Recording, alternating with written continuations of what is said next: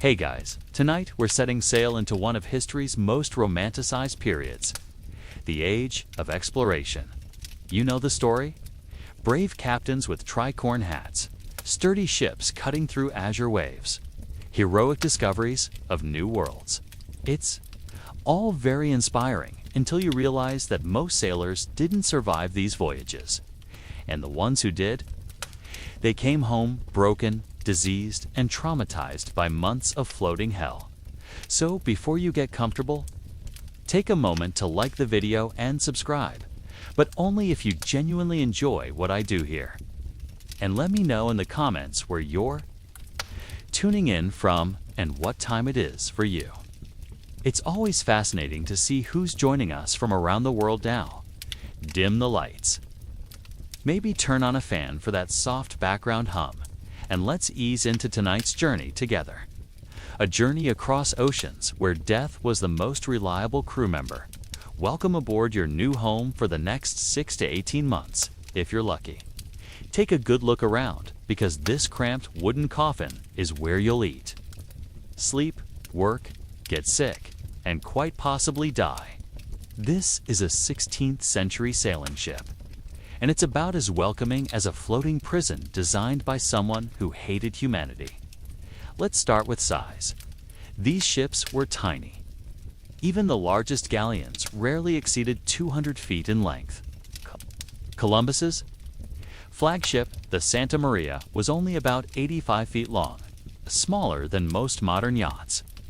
Now imagine cramming 40 to 150 men into that space for months at a time. Along with all their supplies, weapons, and cargo, your quarters, if you can call them that, are located in the lowest deck. It's dark, cramped, and perpetually damp. There are no private rooms unless you're the captain or maybe a nobleman. You sleep in a hammock, if you're lucky, or on the bare wooden deck if you're not. Your bed is a canvas sling suspended between two beams, swaying constantly with the motion of the ship. The ceiling is so low you can't stand upright. Most sailors develop a permanent hunch from years of ducking under beams. The air down here is thick with the smell of unwashed bodies, vomit, urine, and decay. There's no ventilation system, just a few hatches that let in water during storms and stay closed in bad weather. Privacy doesn't exist. You're surrounded by snoring, farting, coughing men at all hours. Someone's always sick, someone's always arguing, and someone's always dying. The sound of rats scurrying through the walls is your constant lullaby, accompanied by the creaking of wood under stress and the slap of waves against the hull. And this is just your bedroom. We haven't even talked about the kitchen, the bathroom, or the workplace. Because on a ship, they're all the same cramped, miserable space. Welcome to your floating home. Try not to think about how far you are from land. Speaking of the kitchen, let's discuss your dining experience. Forget everything you know about food, because for the next several months, you'll be eating things that would make a starving rat think twice. The ship's galley is a wooden box with a fire pit in the center, surrounded by barrels, sacks, and desperation. Your primary food source is hardtack, also known as ship's biscuit. It's a dense, rock-hard cracker made from flour and water, baked until it achieves the consistency of concrete. Fresh hardtack is merely unpleasant. Cold hardtack requires a hammer to break apart. Month-old hardtack is infested with weevils, which you'll learn to consider a protein bonus. The process of eating hardtack becomes a survival skill. You soak it in water, wine, or whatever liquid you can find, hoping to soften it enough that you don't break your teeth. The weevils float to the surface and you skim them off. Most of the time, sometimes you just eat them because protein is protein. And you're slowly starving anyway. Then there's salt pork and salt beef, preserved in barrels of brine. After months at sea, this meat develops the texture of leather and the taste of ocean water mixed with sadness. You'll find yourself gnawing on chunks of what might have once been cow, but now resembles something dredged up from the bottom of the sea. Dried peas and beans round out your diet. assuming they haven't spoiled or been contaminated by seawater. These are boiled into a gray, lumpy stew called burgoo. It's about as appetizing as it sounds. On special occasions, you might get some cheese, but it's usually so hard you could use it as ammunition. Fresh food disappears within the first few weeks. Any fruits or vegetables rot quickly in the humid, salty air. This is why scurvy becomes your constant companion. But we'll get to that particular nightmare later. Water is even worse than food. It's stored in wooden casks that quickly become breeding grounds for algae, bacteria, and things you don't want to think about. After a few weeks, your drinking water turns green. After a month, it's slimy. After 2 months, it's basically liquid death. But you drink it anyway because the alternative is dying of thirst. Beer and wine last longer than water. So many ships carry more alcohol than fresh water. This means sailors are often mildly drunk, which helps them forget how terrible everything tastes. It's not luxury, it's survival. Meal times aren't social occasions. They're survival exercises where you choke down whatever won't kill you immediately and hope your stomach keeps it down long enough to provide some nutrition. Bon appetit. Now that we've covered your dining experience, let's talk about your health. Because on a ship in the age of exploration, disease isn't just a risk, it's a guarantee. And the medical care you'll receive would make medieval barbers look like cutting-edge surgeons. Let's start with scurvy, the sailor's curse. Within a few weeks of leaving port, your vitamin C stores are depleted. Your gums start to swell and bleed. Your teeth loosen and fall out. Old wounds reopen. You develop massive bruises from the slightest bump. Your joints ache constantly, and you feel weak and exhausted. As scurvy progresses, you become a walking horror show. Your breath smells like rotting meat. Your legs swell until you can't walk. Blood vessels burst under your skin, creating purple and black patches across your consus, across your body. Many sailors die not from scurvy itself, but from wounds that won't heal or infections that spread unchecked. Then there's dysentery, the bloody flux. Bad water and spoiled food create the perfect conditions for intestinal diseases. You'll spend days doubled over in agony, losing fluids faster than you can replace them. The ship's head, essentially a hole cut in a board suspended over the ocean, becomes your second home. Typhus spreads through the crew like wildfire, carried by the lice that infest everyone's clothing and bedding. High fever, severe headaches, and a distinctive rash mark the onset. In the confined quarters of a ship, typhus can kill half the crew in a matter of weeks. Smallpox, plague, yellow fever. Whatever diseases were prevalent in your home port, you've brought them along for the voyage.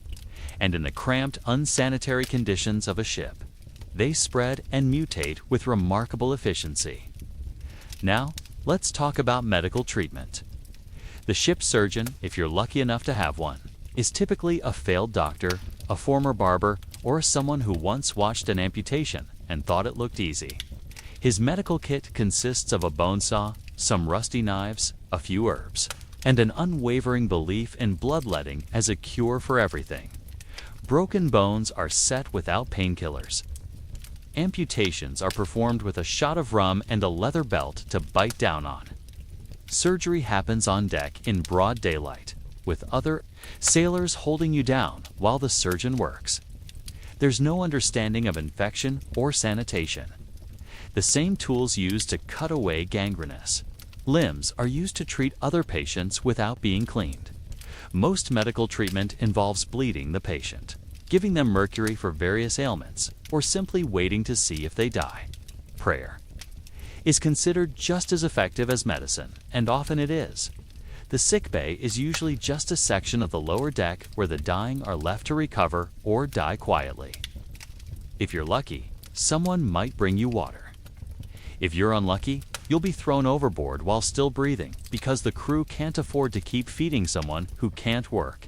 in this floating hospital of horrors. Staying healthy isn't about medical care. It's about luck, genetics, and the grim determination to keep.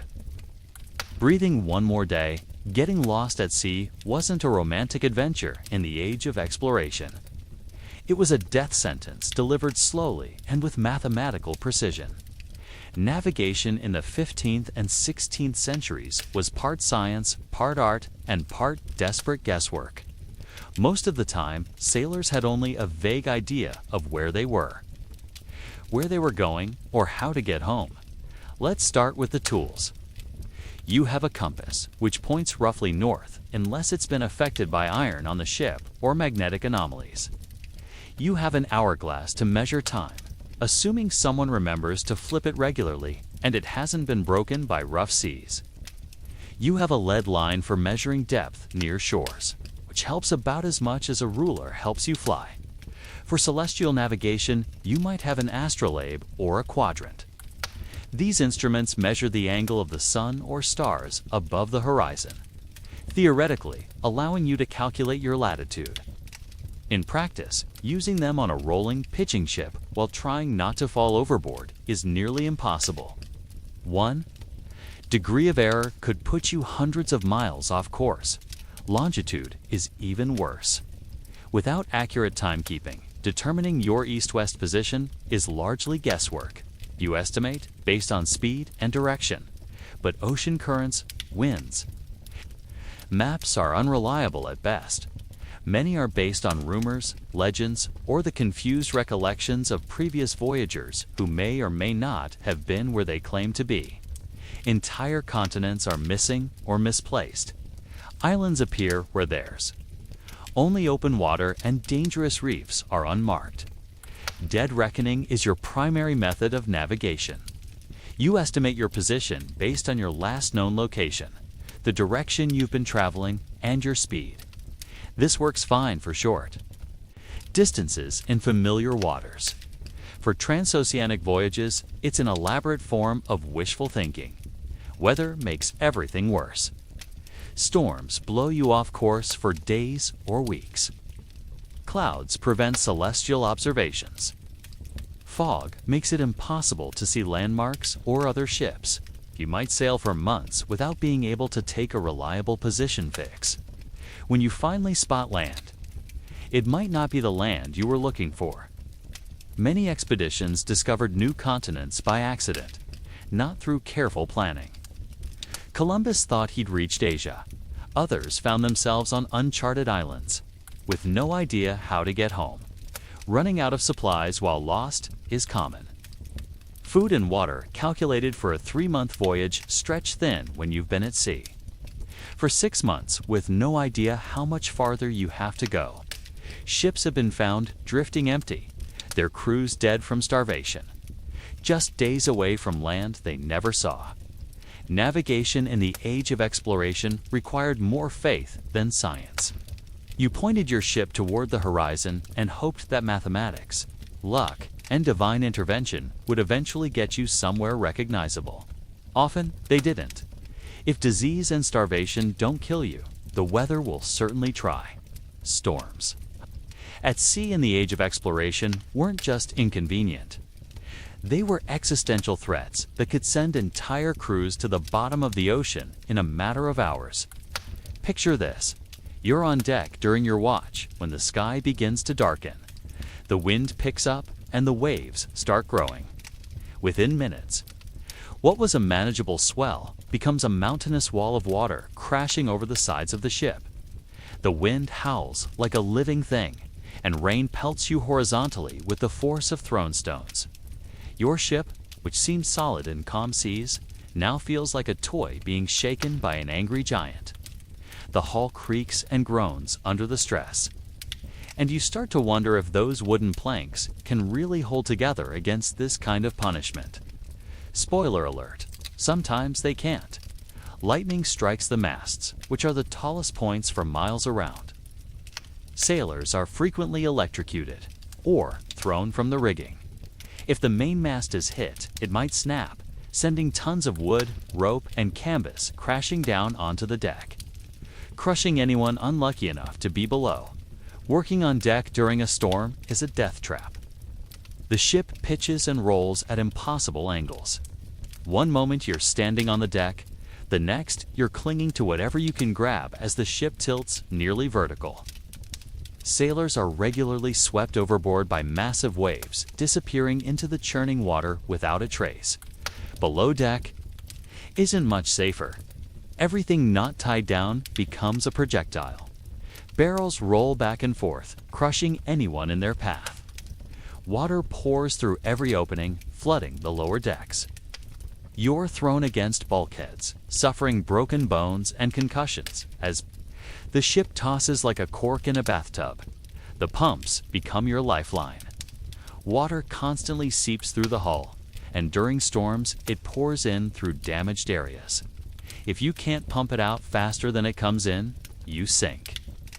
Pump duty during a storm means working waist deep in freezing water. While the ship tries to throw you into the machinery, food and water supplies are regularly lost during storms. Barrels break open, contaminating supplies with seawater. Livestock kept on deck for fresh meat are swept overboard. What little fresh food you had spoils quickly when soaked with salt water. Hurricanes and typhoons are in a category all their own. These massive storm systems can last for days, with winds strong, enough to strip the sails from the masts and waves tall enough to overtop the highest points of the ship. Ships caught in the path of these storms often simply disappear, never to be seen again. Even after a storm passes, the damage assessment begins. Masts might be cracked or broken. Sails are shredded. The hull might be taking on water faster than usual. Essential equipment is lost overboard. Crew members are injured or missing. Many expeditions ended not in the glory of discovery, but in the anonymous depths of the ocean during a storm that no one survived to describe. The sea doesn't care about your mission, your crew, or your dreams of gold and glory. It only cares about demonstrating that humans are small, fragile, and ultimately powerless against the raw force of nature. And this is just the weather. We haven't even talked about what happens when the men around you start to crack under the pressure. Months at sea with the same group of unwashed, stressed, and desperate men creates a pressure cooker of human conflict. The rigid hierarchy of ship life, combined with terrible conditions and constant fear, makes mutiny not just possible, but almost inevitable on long voyages. At the top of this floating dictatorship is the captain. His word is absolute law. He controls the food, the water, the course, and quite literally the lives of everyone aboard. Some captains are fair and competent. Others are tyrants, madmen, or incompetents who got their position through family connections, rather than skill. Either way, you're stuck with them. Below the captain is a strict chain of command.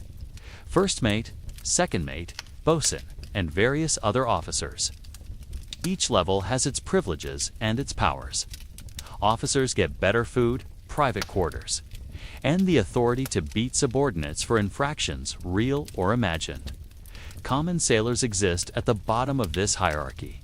You're expected to obey orders instantly and without question, regardless of how dangerous or unreasonable they might be. Questioning an officer can result in flogging, imprisonment in the ship's hold, or being left on the next deserted island you encounter. Discipline is maintained through fear and violence. Flogging is common for minor infractions, like talking back to an officer or failing to work fast enough. The cat o' nine tails, a whip with multiple knotted cords, can strip flesh from bone.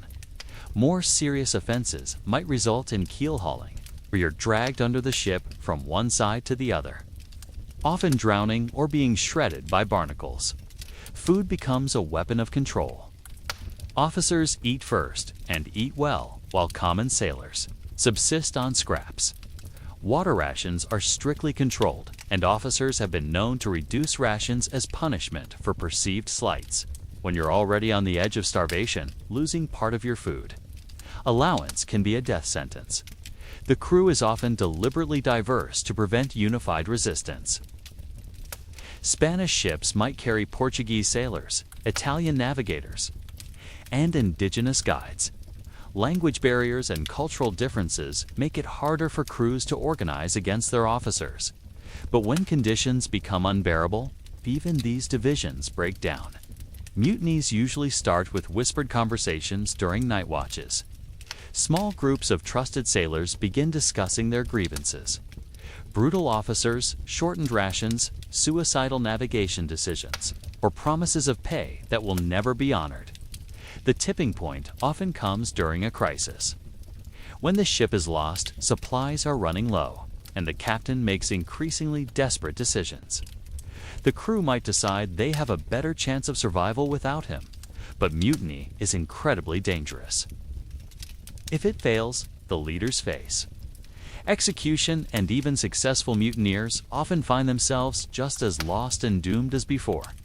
Successful mutinies sometimes end with officers being set adrift in small boats or abandoned on islands. Francisco Pizarro's men mutinied and left him stranded before he eventually returned to conquer the Inca Empire. Henry Hudson was set adrift by his crew and never seen again. More often, mutinies end in bloodshed. Officers fight back with weapons and loyal crew members.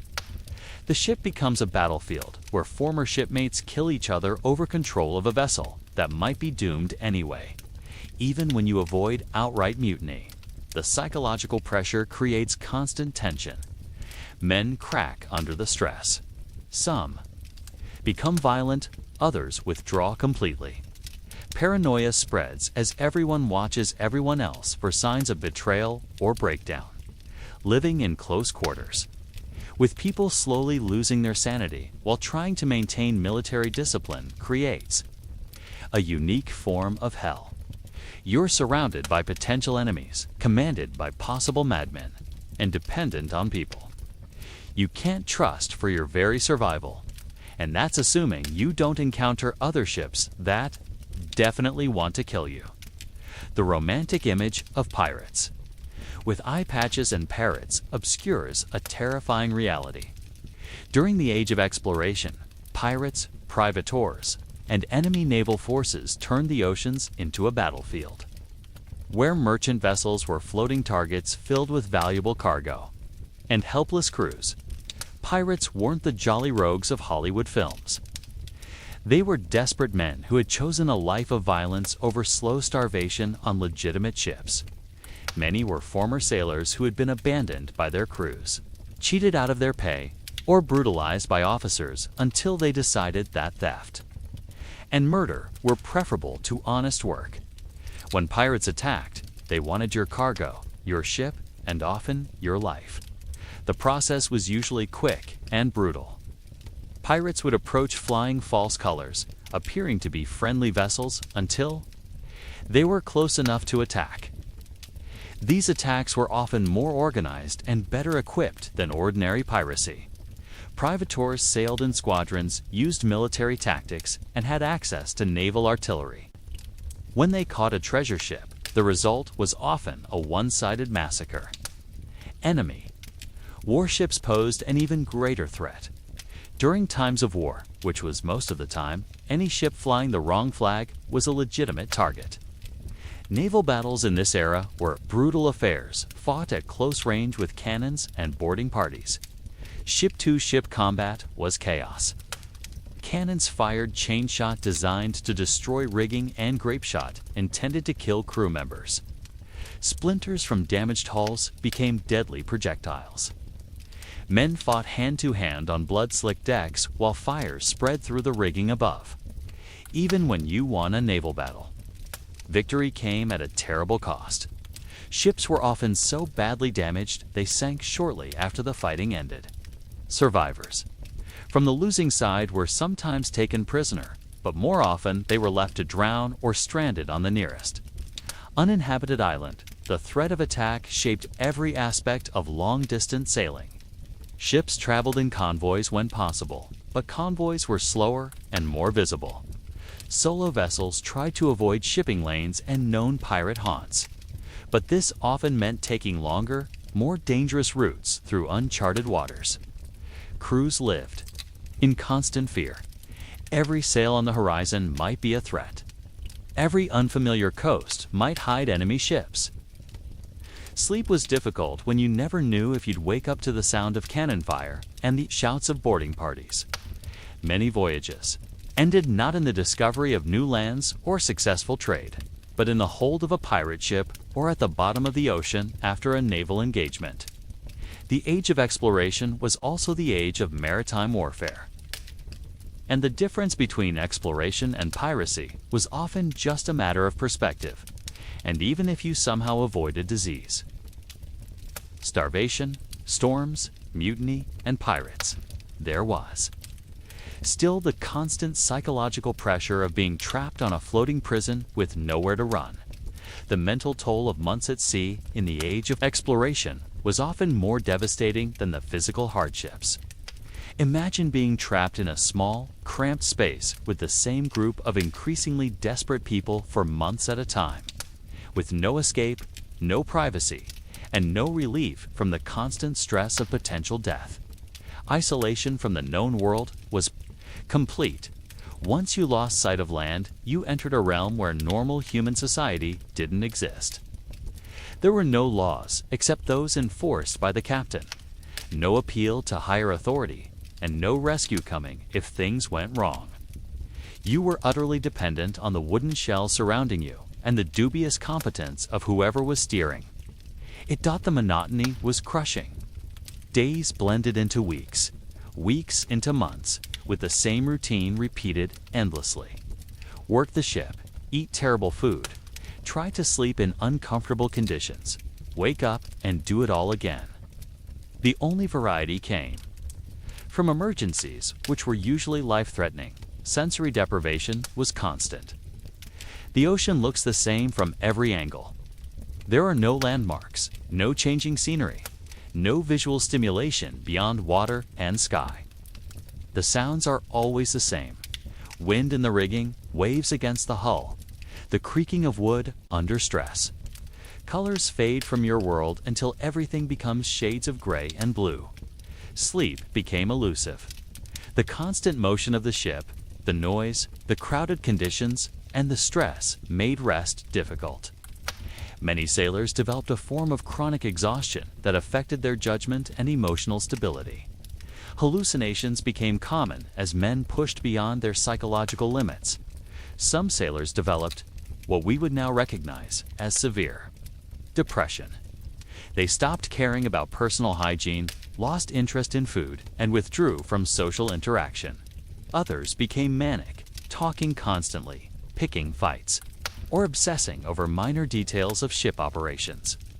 Religious mania was common. Faced with constant reminders of their mortality and helplessness, many sailors turned to increasingly extreme forms of faith. Some became convinced they were on a mission from God. Others believed they were being punished for their sins and fell into despair. Paranoia flourished in the closed environment of a ship. With limited resources and constant stress, sailors became suspicious of each other's motives. Minor slights were magnified into major grievances. Friendships turned into bitter feuds over imagined betrayals or competition for officers' favor. The concept of time became distorted. Without normal day-night cycles or seasonal changes, many sailors lost track of dates, weeks, even months. Some expeditions arrived at their destinations with crew members who had no idea how long they had been at sea or what month it was. Memory problems were common. The stress and malnutrition affected cognitive function. Sailors forgot basic navigation, principles, ship procedures, or even their own names. Some never fully recovered their mental faculties even after returning to land. For those who did make it home, readjustment to normal society was often difficult. They had spent months in a world where violence, disease, and death were routine. The peaceful rhythm of life on land felt strange and uncomfortable. Many became restless and signed up for another voyage, not because they enjoyed sailing, but because they no longer knew how to live any other way. The psychological scars of these voyages lasted lifetimes. Men returned home changed, carrying trauma that they had no words to describe and no treatment to heal. They had seen the edge of the world and survived, but the cost was often their sanity, their humanity, and their ability to find peace anywhere, except back on the merciless ocean. Despite all these hardships, a majority of sailors on exploration voyages never made it home. Death at sea was so common that it was considered an occupational hazard rather than a tragedy. Ships regularly lost half their crew before completing their missions, and entire expeditions disappeared without a trace. Disease was the greatest killer. Scurvy alone could devastate a crew, but it rarely worked alone. Typhus, dysentery, smallpox, and yellow fever often spread simultaneously through the cramped quarters of a ship. When multiple diseases struck at once, crews might lose 70 to 80% of their men. Starvation was almost as deadly as disease. Food supplies calculated for 3-month voyages had to stretch for 6 months or more.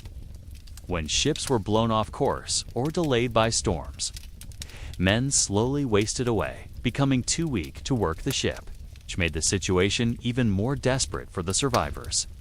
Accidents claimed many lives. Sailors fell from rigging, were crushed by shifting cargo, or swept overboard by waves. In heavy weather, simply moving around the deck was a life-or-death proposition. A single slip could send you into the ocean with no hope of rescue. Violence was a constant threat. Fights between crew members, punishment by officers, attacks by pirates, and naval battles all contributed to the death toll. Men killed each other over food, water, suspected theft, or simple personality conflicts exacerbated by months of stress. When death came, there were no elaborate funeral services. Bodies were typically sewn into canvas shrouds with a weight attached, and thrown overboard after a brief prayer. In times of disease outbreak, multiple bodies might be disposed of each day. Some ships lost so many men that there wasn't enough crew left to properly work the vessel. Record keeping was often incomplete or lost, so exact death tolls are unknown. But surviving accounts suggest that mortality rates of 50% or higher were common on long voyages. Some expeditions reported losing 80 or 90% of their original crew. Magellan's circumnavigation of the globe started with about 270 men spread across 5 ships. Only 18 survivors returned to Spain after 3 years at sea. Magellan himself was killed in the Philippines along with most of his officers and crew. Vasco da Gama's first voyage to India lost about half its men to scurvy and other diseases. Many other Portuguese expeditions around Africa reported similar losses. The Dutch East India Company routinely planned for 25% mortality on their voyages to Asia. Even successful voyages often came at a terrible human cost.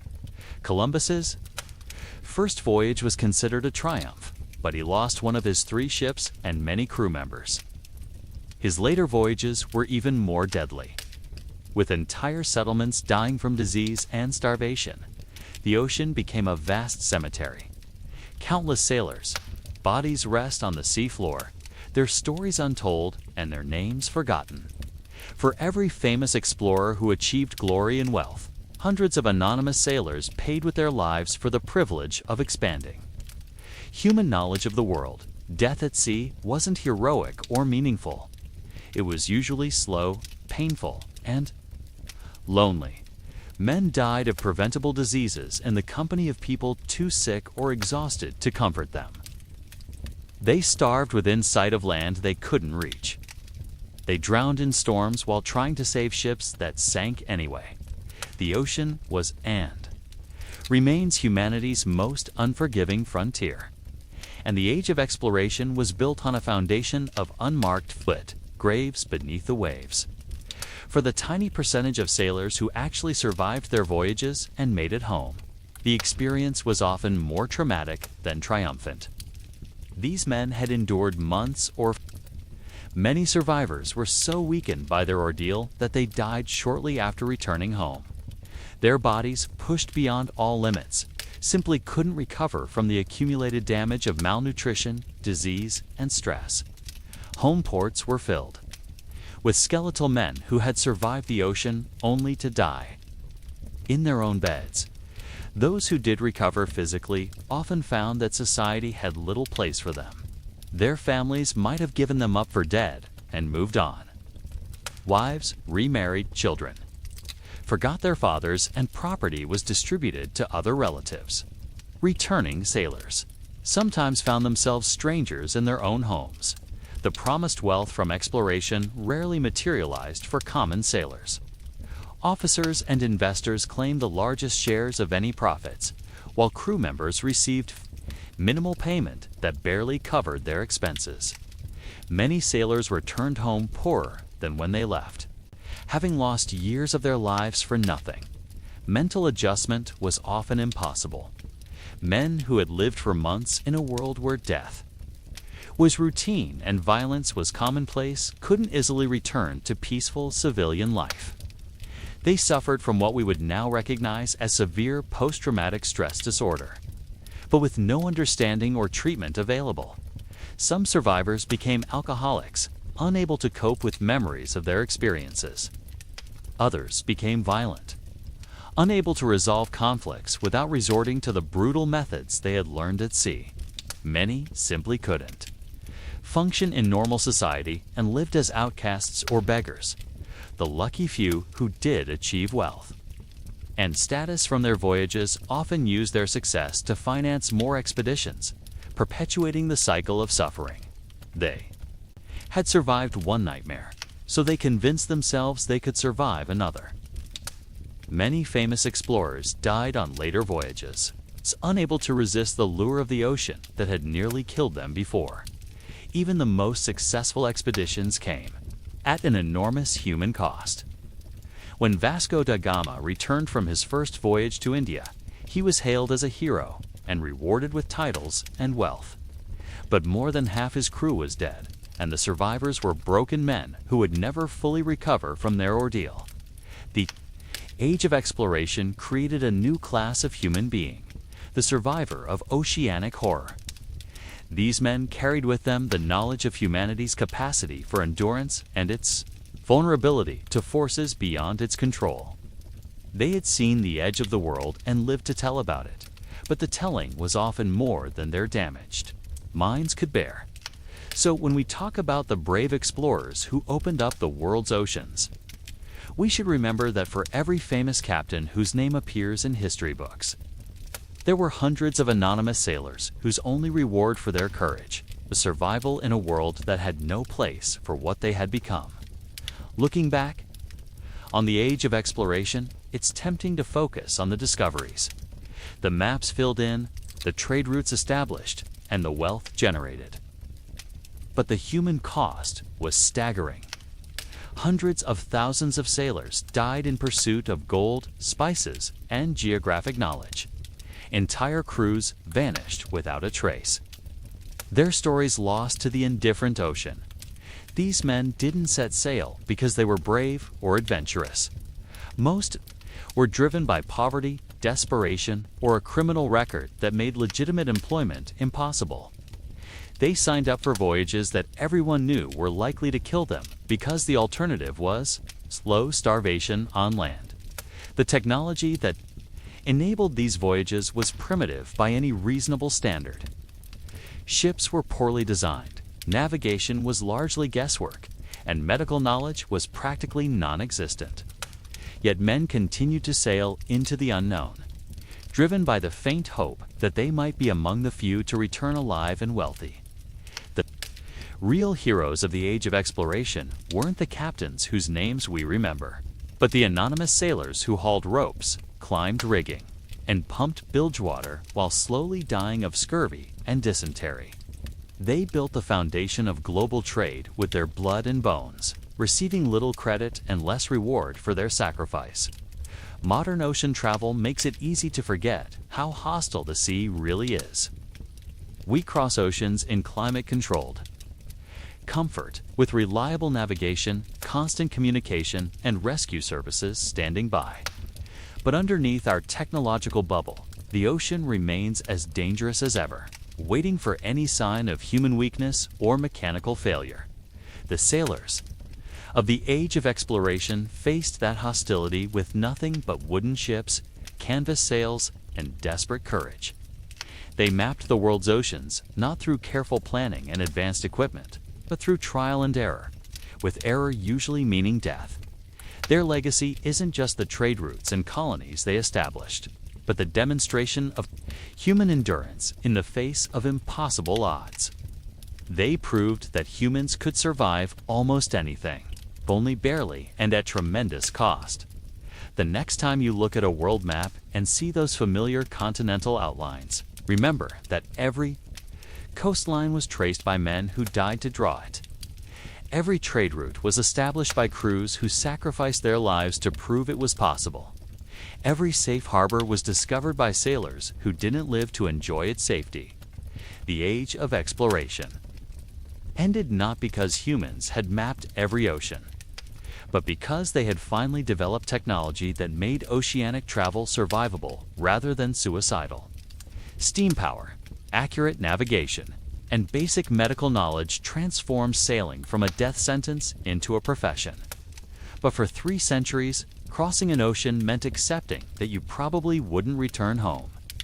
The men who did it anyway, driven by desperation, greed, or simple human curiosity, paid the price for every mile of ocean we now cross in comfort and safety.